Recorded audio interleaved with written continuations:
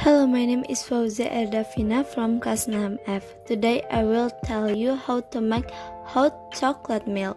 First, I have sugar, cocoa powder, and powder milk. First off, I'll prepare the materials and tools outside. I have glass, water,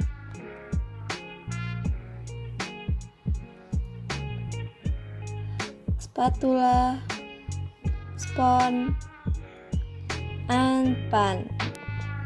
So let's go to the next step.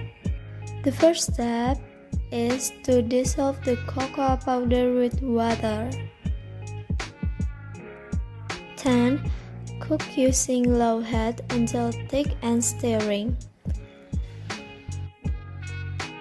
While waiting recipe, prepare milk.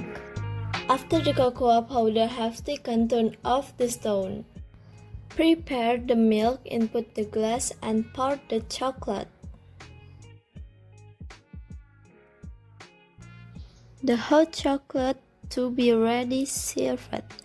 This drink is suitable for rainy season.